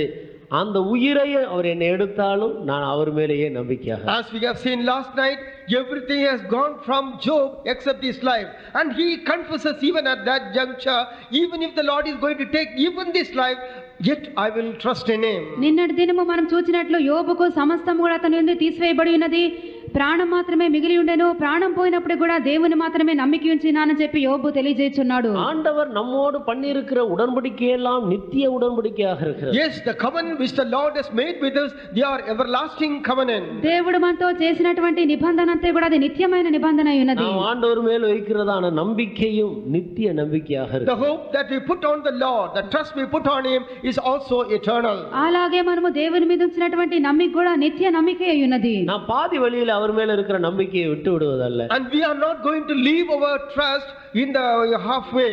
మనము సగం దూరంలో దేవుని మీద ఉన్నటువంటి నమ్మికను మనము కోల్పోనకూడదు. அவர் என்னை கொன்று போட்டாலும் அவர் மேலேயே நான் நம்பிக்கையாக இருப்பேன். Even if he slays me, yet I will trust in him only. ఇదిగో ఆయన నన్ను చంపినప్పటికి కూడా ఆయన కొరకే నేను నమ్మిక ఉంచుకొనుచున్నాను. இப்படி அறிக்கையிட்டு நம்பிக்கையாக இருந்ததான இந்த யோபுவினுடைய முடிவை குறித்து நாம் நன்றாக படித்திருக்கிறோம். We have known about the end of this Job who has believed on the Lord and confessed like this.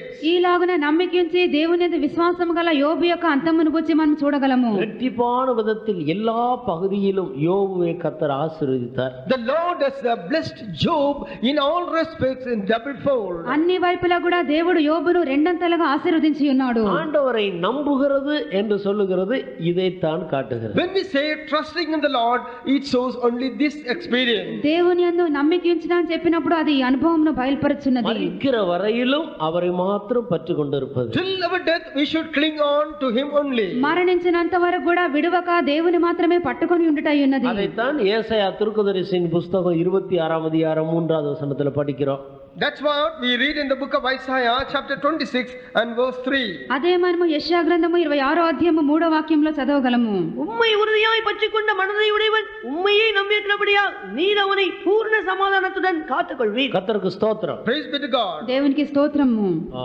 உம்மை உறுதியாய் பற்றிக்கொண்ட மனதை உடையவன் உம்மையே நம்பி இருக்கிறபடினால் அவனுடைய முடிவு பூர்ண சமாதானமாய் இருக்க And கடவுள். the end of a man is a perfect peace whose mind is stayed on thee because he trusteth in thee.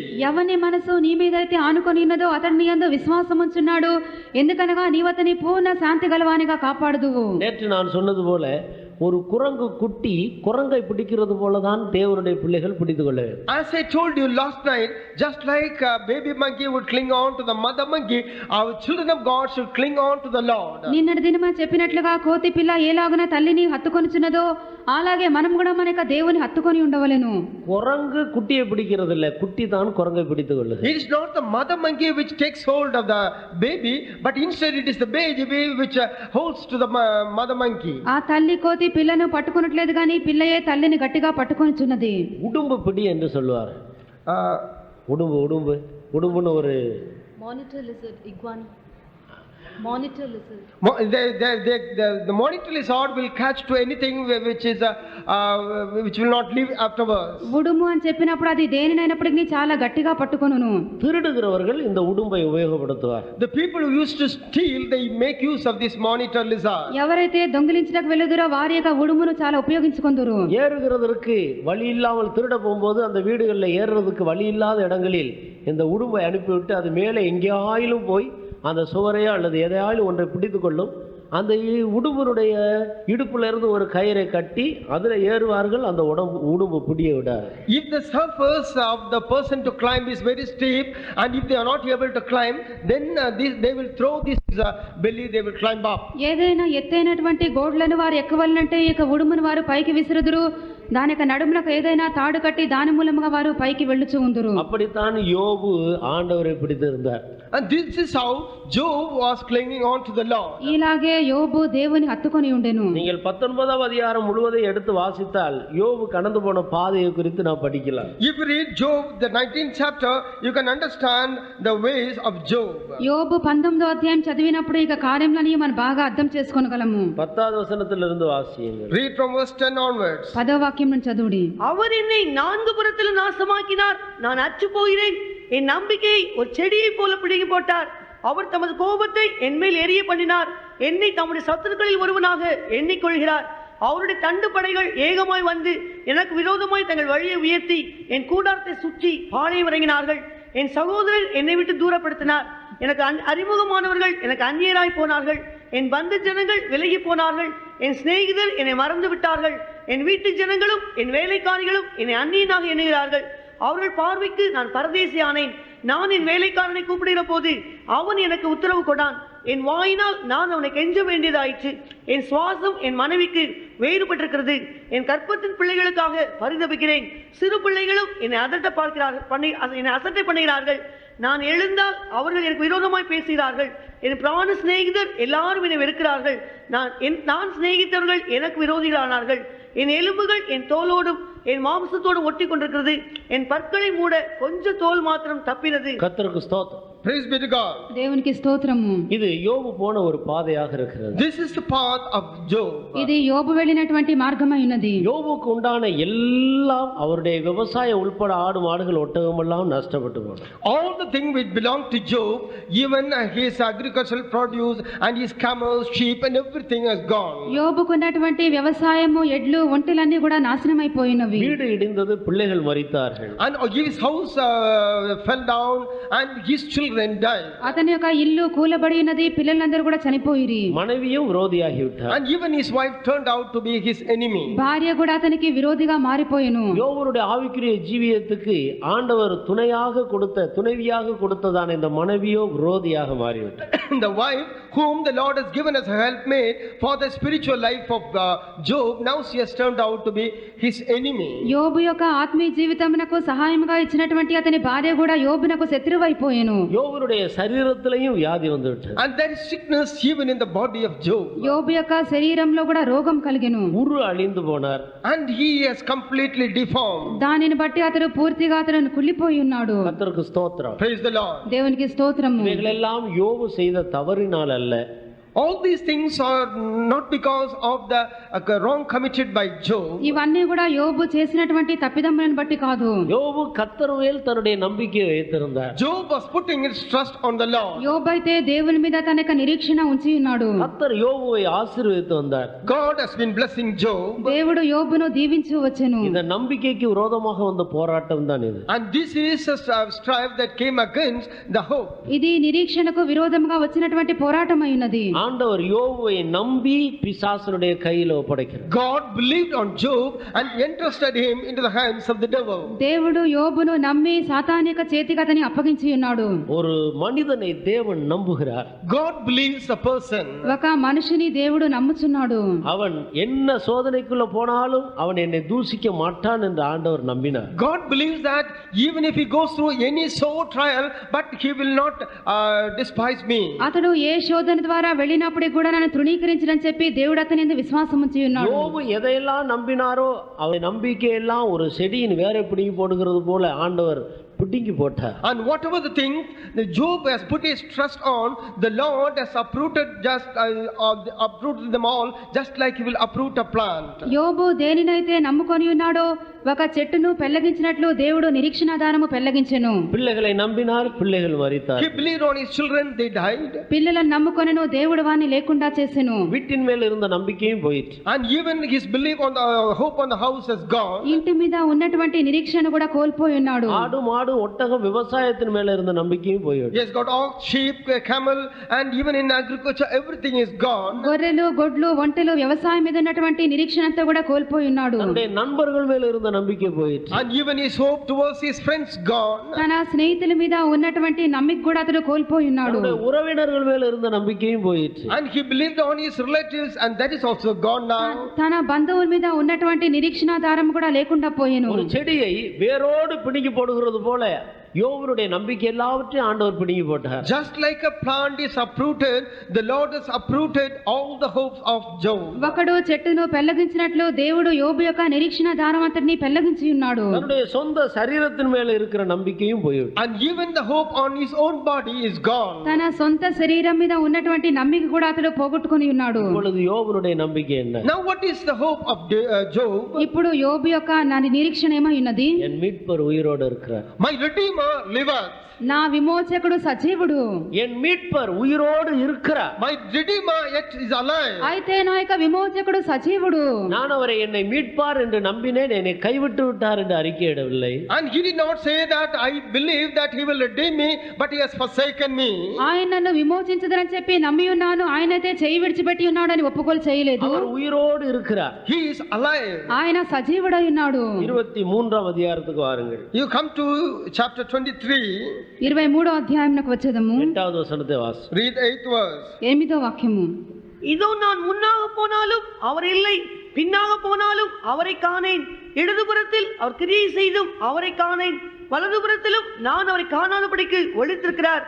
ஆனாலும் நான் போகும் வழியை அவர் அறிவார். ஆனாலும் என்னால் அவரை காண முடியவில்லை என்னுடைய சோதனையிலே, ஆனாலும் நான் போகிற வழியை அவர் பார்த்து கொண்டே இருக்கிறார். In the midst of all my trials, I am not able to see my God, but nevertheless he is seeing and watching my way. వీటన్నిటిలో కూడా నేను ఆయనను కనుగొనలేకపోతున్నాను, అయినప్పటికీ నేను నడుచు మార్గం ఆయనకు తెలియను. அவர் என்னை சோதிக்கிறார். He is trying me. ఆయనను శోధించున్నాడు. என்னை பரலோகத்தில் கொண்டு போய் அவரோடு வைத்துக் கொள்ளும்படியாக என்னை பக்குவப்படுத்துகிறார். The Lord is making me, molding me and shaping me so that he can take me and keep me with him in heaven. పరలోకమునకు తీసుకొని వెళ్ళి తనతో కూడా ఉంచి నిమిత్తము దేవుడు నన్ను పక్వం చేస్తున్నాడు. அழியாத தேவனுடைய ராஜ்யத்தில் என்னை கொண்டு போய் வைக்கும்படியாக அழிவுக்குரிய இந்த பூமியிலே என்னை அசையாதவனாக உருவாக்குகிறார். The Lord is making me as a person who will never shake even in this perishable world to take me to the eternal world. అక్షయమైనటువంటి లోకంలోనికి తీసుకొని వెళ్ళటకు క్షయమైనటువంటి లోకమందు కదల్చబడని వాడుగా దేవుడు నన్ను స్థిరపరచు వచ్చున్నాడు. ஆண்டவர் பரிசுத்தவான்களை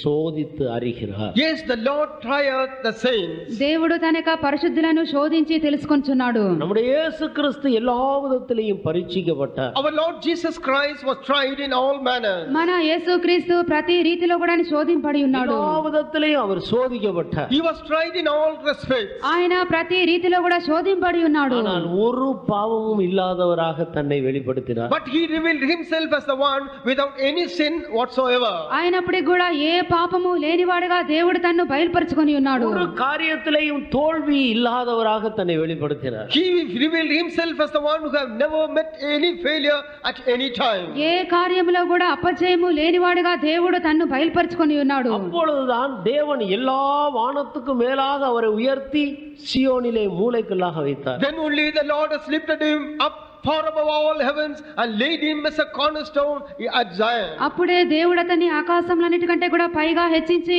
సియోనులను మూలరాతిగా వేసి ఉన్నాడు. அந்த மூலைக்கல்லு தான் நம்முடைய அஸ்திவாரமாக இருக்கிறது. That cornerstone is our foundation stone. ఆ మూలరాయే మన యొక్క పునాది అయి ఉన్నది. நாம் அதோடு கூட சேர்ந்து கொள்ளும்படியாகத்தான் இந்த பூமியில் ஆண்டவர் நம்மை பல விதத்தில் சோதிப்பதற்கு இடம் கொடுக்கிறார். The Lord is allowing us to go through many trials and temptations so that we may also go and join him.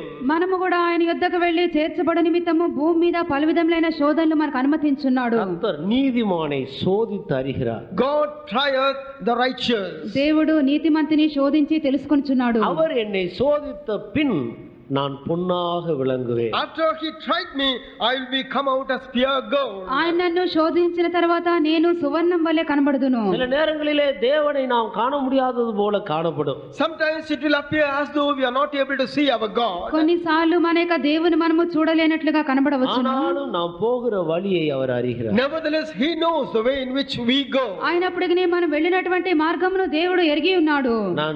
நான் வீட்டிலே சிறுபையனாக இருக்கும்போது எனக்கு 10 வயதுக்கு பிறகு பிறந்ததான என்னுடைய தம்பியை என்னுடைய அம்மா அடிக்கடி என்னிடத்துல கொடுத்து விட்டு அவர்கள் கிச்சன்ல வேலை செய்வார். When I was at home, my mother used to give me my brother who was born 10 years after me, and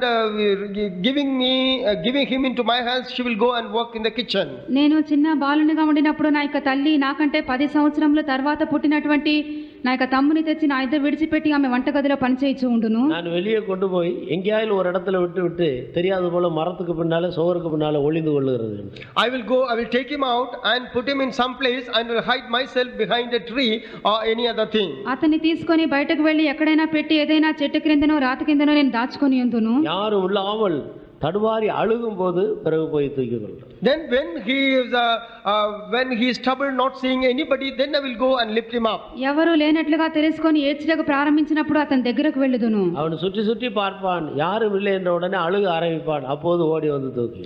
And he will see all around, and if he is not able to see anyone, he will begin to cry. At that time only I will come and take him up. చుట్టూ తిరిగి చూచును, ఎవరు లేరని తెలుసుకున్నప్పుడు ఏడ్చుచూ ఉందును, అప్పుడు నేను చెంతకు వెళ్ళి ఎత్తుకుందును. நாம் போகும் வழியை அவர் அறிகிறார். He knows the way in which we go. నేను నడిచినటువంటి మార్గం ఆయన ఎరుగును. அவன் குழந்தையாக இருக்கிறபடியினால் எங்க இருக்கிறார்கள் என்று தெரியாமல் யாரும் இல்லை என்று அழுக வேண்டியது ஒரு நிலவரம் உண்டாகிறது. ஆனால் நாம் அதை பார்க்கிறோம். Because they are babies, they see all around and they are not able to see anybody. That prompts them to cry, but we are able to see them watching from a distance. వారు శిశువులుగా ఉన్నారు గనుక ఎవరును కనబడలేదే అని చెప్పి వారు ఏడ్చివారైందురు. మనము వారిని చూచుకొంచిన వారమే ఉండవలెను. நாம் குழந்தையாக இருந்தபோது குழந்தையைப் போல யோசித்தோம், பேசினோம், சிந்தித்தோம்.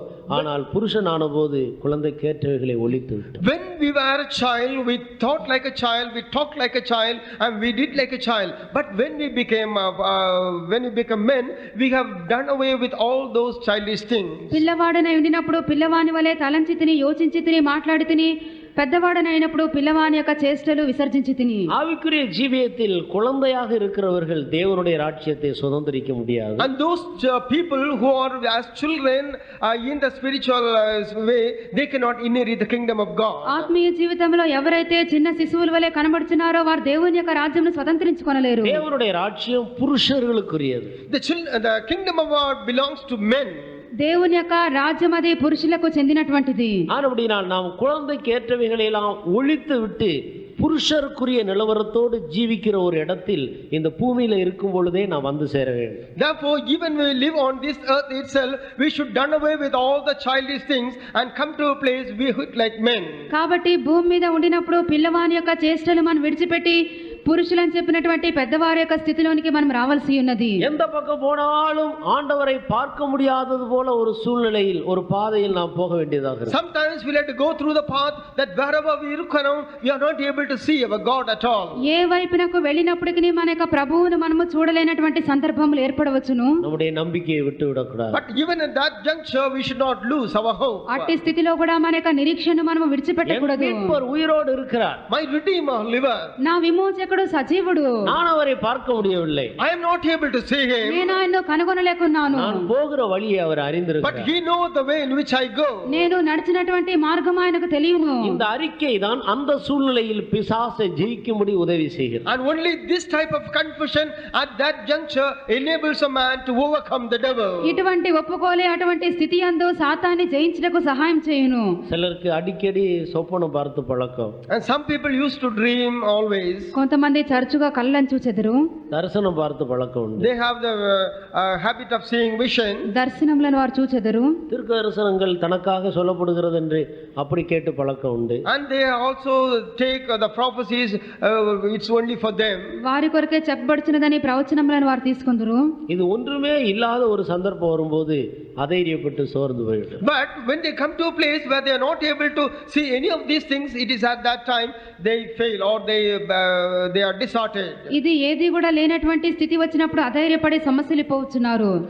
தாவீதுக்கு ஒரு சோதனை வந்தது. There was a trial for David. దావీదునకు ఒక శోధన వచ్చెను. யுத்தம் முடிந்து திரும்பி வரும்போது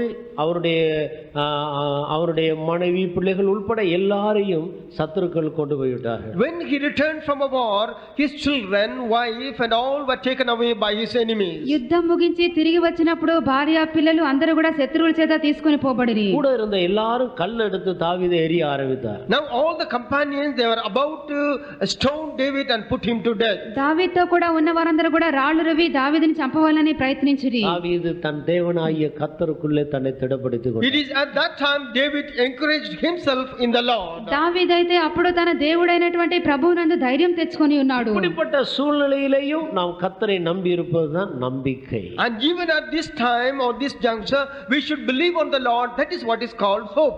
ఇటువంటి సందర్భంలో కూడా దేవుని యందు మనము నమ్మిక ఉంచవలెను, అదే నిరీక్షణ అని చెప్పబడుచున్నది. வலு சர்ப்பங்களுள்ள இடத்தில் எங்களை தள்ளினீர், நாங்கள் பின்வாங்கவில்லை. You put us in a place where there are dragons, but we will never went back. నక్కలున్నటువంటి చోట నీవు మమ్మల్ని పడవేసితివి, అయినప్పటికీ మేము వెనకకు తిరిగిపోలేదు. நாங்கள் சோர்ந்து போகவில்லை. And we are not discouraged. మేము సొమ్మసిల్లిపోలేదు. நாங்கள் அதைரியப்படவில்லை. And we are not at all discouraged. మేము ఎంత మాత్రం అధైర్యపడలేదు. என்ன இருந்தாலும் தேவன் தேவனே. And whatever the thing that comes to pass, but God is God. ఏది జరిగినప్పుడు కూడా దేవుడు దేవుడై ఉన్నాడు. எங்களுக்கு வேறொரு தேவன் இல்லை. We don't have any other God other than him. మాకు ఆయన తప్ప మరి ఒక దేవుడు లేడు. அதுதான் முதலாம் கற்பனை. And that is the first commandment. అదే మొదటి ఆజ్ఞ. உனக்கு வேறொரு தேவன் உண்டாயிருக்க வேண்டாம் என்னை அன்றி. And you should not have any other God other than me. నేను తప్ప వేరొక దేవుడు నీకు ఉండకూడదు. நம்முடைய தேவன் ஒருவரே தேவன். Yes, our God is only God. అవును, మన దేవుడు మాత్రమే దేవుడై ఉన్నాడు. எல்லாம் நம்மை விட்டு போனாலும், Even if everything pass away from us, అన్నియు మన యొద్ద నుండి వెడలిపోయినప్పటికీ, நம்முடைய சரீரம் அழிந்தாலும், and even our body is deformed, మన యొక్క శరీరము కూడా అది కుళ్ళిపోయినప్పటికీ, அவர் என்னை கொன்று போட்டாலும் அவர் மேலேயே நம்பிக்கையாக இருப்பேன். even if he is going to slay me, yet I will believe him. ఆయనను చంపినప్పటికీ ఆయన యందు నమ్మికించుదును. என் மீட்பர் உயிரோடு இருக்கிறார். Because my Redeemer lives. ఎందుకనగా నా విమోచకుడు సజీవుడు. அவர் என்னை சோதித்த பின் நான் பொன்னாய் விளங்குவேன். After he tries me, I become as gold. ఆయన శోధించిన తర్వాత సువర్ణం వలె కనబడుదును. இந்த நம்பிக்கையோடு கூட நாம் நம்முடைய கண்களை ஓடுவோம். With this hope, let us close our eyes. ఈ నిరీక్షణతో మన యొక్క కళ్ళను మూసేదము. நாம் கடைசி நாட்கள்ல வந்திருக்கிறோம். We have come to the end times. మనము అంత్య దినముల్లోనికి వచ్చి ఉన్నాము. பல வகையான பரீட்சைகளின் ஊடாக போகும்போது, When we go through trials and temptations, మనము చెప్పనసఖ్యమైనటువంటి పరీక్షల ద్వారా వెళ్ళినప్పుడు பூமியிலே நாம் விசுவாசத்தை, நம்பிக்கை, அன்பையும் காத்துக்கொள்வோம். but let us keep our hope, our faith and our love on this earth. భూమి మీద మన యొక్క విశ్వాసమును, నిరీక్షణను, ప్రేమను కాపాడుకుందాము. இயேசுவை நம்புவோமாக. Let us believe on the Lord Jesus. యేసునందు మనము నమ్మిక ఉంచదము. நம்பிக்கையில உறுதியாக இருப்போமா. Let us hold fast to that hope. నమ్మిక యందు మనము స్థిరత గలవారమై ఉందము. அவர் எந்த பாதையில் நம்மை நடத்தினாலும் அவரை நாம் பற்றிக் கொள்வோமா. In whatever path he is taking us through, but let us cling on to him. ఆయన ఏ మార్గంలో నడిపించినప్పటికీ ఆయనను మనము హత్తుకొందాము. சோதனையின் உச்சக்கட்ட வரும்போது சிலர் நம்பிக்கையை விட்டு விடுகிறார். At the height of the trials, some people lose their heart. శోధనలన్నీ కూడా శిఖరమునకు చేరినప్పుడు కొంతమంది తమ విశ్వాసమును పోగొట్టుకొందురు. ஜெயம் கிடைக்கிறதுக்கு ஒரு சில வினாடிகளுக்கு முன்பாக நஷ்டப்பட்டு போகிறார். Just before few moments of their total victory, they lose their heart. జయం పొందుటకు కొన్ని క్షణముల ముందుగా వారు తమ యొక్క నమ్మిక పోగొట్టుకొందురు. நம்ம எல்லாரும் நம்முடைய நம்பிக்கையிலே உறுதியாக இருப்போம். But let us hold fast to our hope. మనమందరం కూడా మన యొక్క నిరీక్షణను గట్టిగా చేపట్టుదము. நம்முடைய முழங்கால்களை முடக்கி நம்முடைய கண்களை மூடி நாம் கர்த்தரை நோக்கி பார்ப்போம். Let us bow our knees. Let us bow down our heads and look at the Lord. మనము మోకాళ్ళుని మన తలలు వంచి దేవుని తట్టు చూచెదము. இந்த மத்தியான வேளையில் நம்ம எல்லாருடைய நம்பிக்கையிலே நாம் உறுதிப்பட வேண்டும் என்று ஆண்டவர் விரும்புகிறார். And it is the desire of the Lord even at this noon that we should all be established in our hope. ఈ మధ్యాహ్న వేళ అందరం కూడా మన యొక్క నిరీక్షణను స్థిరపరచబడవాలని ఆయన కోరుచున్నాడు. கர்த்தரிடத்தில் நம்ம ஒப்பு கொடுப்போம். Let us hand ourselves to the hands of the Lord. మనలను దేవుని యొద్ద సమర్పణ చేసేదము. நமக்கு முன்பாக வேதத்தில் போன பக்தர்களுடைய பாதைகளை குறித்து நாம் கேட்டோமே. And we have been listening to the ways in which the people of God went through. మనకు ముందుగా వెళ్ళినటువంటి భక్తుల యొక్క మార్గమును గురించి మనం విని ఉన్నాము. அவரை நம்பினவர்கள் வெட்கப்பட்டு போனதில்லை. But they that trusted on him, they were never put to shame. ఆయన యందు నమ్మికించిన వారు ఎన్నడూ కూడా సిగ్గుపరచబడలేదు. பர்வதங்கள் எருசலேமை சூழ்ந்து இருக்குமா போல கர்த்தரை நம்புகிறவர்களை கர்த்தர் சூழ்ந்து பாதுகாக்கிறார். Just like the mountains compass round about Jerusalem, so shall the Lord is come seen round about those people who trust in him. యెరూషలేము చుట్టూ పర్వతములు నిలినట్లు దేవుని యందు నమ్మికించి వారి చుట్టూ దేవుడు కూడా తోడుగా ఉండి కాపాడుచు వచ్చును. சாத்ராக் மேஷாக் ஆபேத்நேகோ சொன்னது போல் அவர் எங்களை விடுவித்தாலும் சரி, விடுவியாமல் போனாலும் சரி, அவரே எங்களுடைய தேவன் என்று எல்லாரும் வாயை திறந்து சொல்லுவாங்க. Just like Shadrach, Meshach, Abednego confess, even if the Lord is not going to deliver us, likewise let us also tell whether the Lord will deliver us or not, we will trust only in him. షద్రకు మేషకు అబేద్నెగోలు చెప్పినట్లుగా మనము చెప్పెదము, మన యొక్క దేవుడు మనం విడిపించినట్లయితే సరి, విడిపింపకపోయినప్పటికీ ఆయనే మన యొక్క దేవుడు అని చెప్పి అందరూ ఒప్పుకోలు చేసేదము. எந்த இடத்தில் வைத்து தேவன் அவர்களை விடுவித்தார் என்று பாருங்கள். You see at what place the Lord has delivered them. ఏ స్థలంలో ఉంచి దేవుడు వారిని విడిపించి ఉన్నాడో చూడుడి. அக்கினி சூளையில போட்ட பிறகு தேவன் அங்கே இருந்து தன்னுடைய வல்லமையை விளங்க பண்ணுகிறார். After they were thrown in the fiery furnace, from there the Lord has revealed his power and delivered them. అగ్నిగుండంలో పడవేసిన పిదప దేవుడు తన శక్తిని బయలుపరిచి వారిని సంరక్షించి ఉన్నాడు. சோதனைக்கு முன்னால் அல்ல, சோதனைக்கு உள்ளே தேவன் கூட இருந்து விடுவிக்கிறார். But not before the trial, but in the midst of the sore trial, the Lord was with them and delivers them. శోధనకు ముందు కాదు కానీ శోధన మధ్యలో దేవుడు తోడుగా ఉండి విడిపించి ఉన్నాడు. தேவன் இருளை வெளிச்சமாக்குகிறவர். Our Lord is the one who makes the darkness into light. మన దేవుడు చీకటిని వెలుగుగా చేయువాడు. அந்தகாரத்தை மத்தியானத்தை போல் மாற்றுகிறவர். He makes the darkness as a noon light. అంధకారమును మధ్యాహ్న కాలపు వెలుగు వలె మార్చువాడు. அக்கினிக்கு உள்ளே தேவன் அக்கினியின் கொடூரத்தை அணைத்து அவர்களை ஆச்சரியமாக நடப்பித்தார். In the midst of the fiery furnace, the Lord has quenched the fire heat and he has delivered them. అగ్ని మధ్యలో అగ్ని యొక్క కఠినత్వమును దేవుడు మార్చివేసి వారిని కాపాడి ఉన్నాడు. நான் உன்னை விட்டு விலகுவதும் இல்லை, உன்னை கைவிடுவதும் இல்லை. I will not leave you nor forsake you. నేను నిన్ను విడువను ఎన్నడూను ఎడబాయను.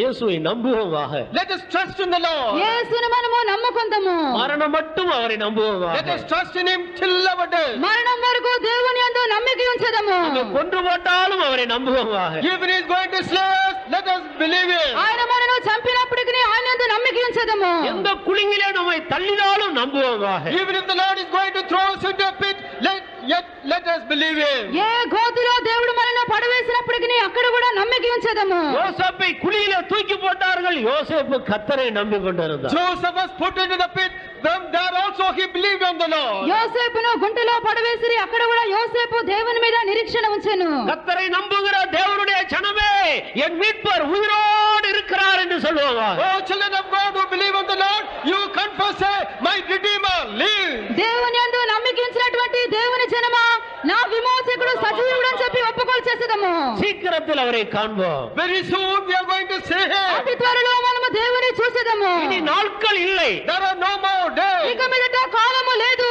நாம் யாரை நம்பி யாரை விசுவாசித்து ஜீவித்தோமோ அவரை சீக்கிரத்தில் காண போகிறோம். Whom we have believed, on whom we have put our trust, we are going to see him very soon. ఎవరిని నమ్ముకొని విశ్వసించి జీవించున్నామో అతి త్వరలో ఆయనను మనము చూడబోతున్నాము. கர்த்தர் நமக்கு உதவி செய்வார். May the Lord bless you. దేవుడు మన సహాయం చేయను గాక. கலங்கிடுவேனோ